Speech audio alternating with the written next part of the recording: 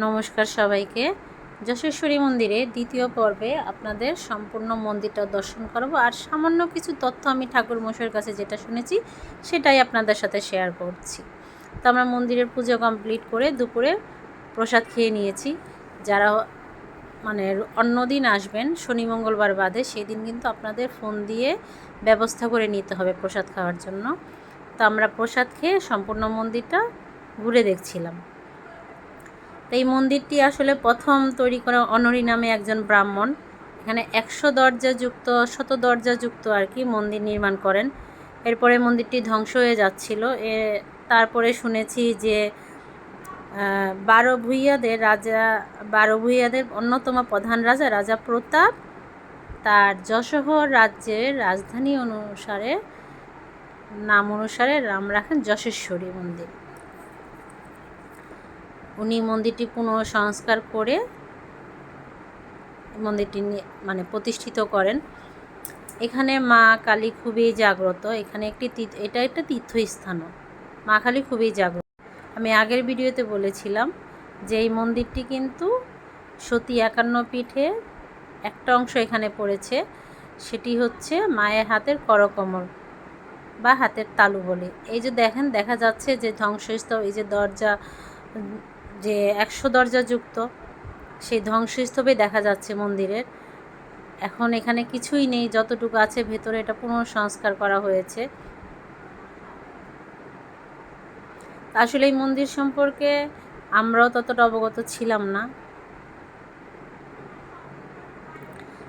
এই যে ধ্বংসস্তূপ দেখা যাচ্ছে, যে এখানে মন্দিরটি কীরকম ছিল অবগত হয়েছি যখন ভারতীয় প্রধানমন্ত্রী নরেন্দ্র মোদী যখন বাংলাদেশে এসেছিলেন, তখন এখানে উনি পুজো দিয়েছিলেন। ওইভাবে আর কি আমি জানতে পেরেছি। আমরা বুঝতে পেরেছি যে এখানে একটা মন্দির আছে খুব জাগ্রত মা। তারপরে অনেক কিছু সম্পর্কে জেনে মন্দির সম্পর্কে এখানে পুজো দিতে এসেছি। 3টের পরে মন্দিরটি বন্ধ করে দেওয়া হয়। এখানে বলি দেওয়া হয় শ্যামাকালী পুজোর সময়। আর এই প্রতিমাটা তো আগেই বলেছি যে এটা কালো কষ্টি পাথরের প্রতিমা। ওই সময়ে ব্রাহ্মণরা বা ওই সময়ে যারা প্রতিমা তৈরি করতো তারা আসলে প্রতিমা কি মায়ের আকৃতি কেমন সেই সম্পর্কে জানতো না।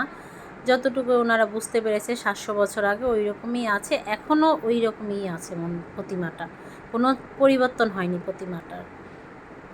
তো এই তো আমরা মন্দিরটা সম্পূর্ণ ঘুরে ঘুরে দেখছিলাম। তো ওখানে হচ্ছে রান্নাঘর, রান্নার ব্যবস্থা করা হয়। সবাই চলে গিয়েছিল, আমরা মন্দিরটা ঘুরে ঘুরে দেখছিলাম।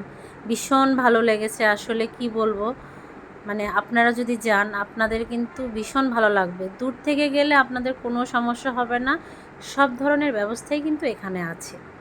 শুধু আপনার একটু রাস্তাটা খারাপ পড়বে, অল্প কিছু সময় রাস্তা, তারপরে আর কষ্ট হবে না। তো আমরা পুজো কমপ্লিট করে ঘুরে টুরে তারপরে প্রায় 4:30 বাজে আমরা মন্দির থেকে বের হয়েছি। এই ছিল আমার সাতক্ষীরা যশেশ্বরী মন্দিরের ভিডিও। যদি আপনাদের ভিডিওটি ভালো লাগে অবশ্যই লাইক কমেন্ট একটি শেয়ার করে দিবেন। ধন্যবাদ সবাইকে আমার ভিডিওটির সাথে থাকার জন্য।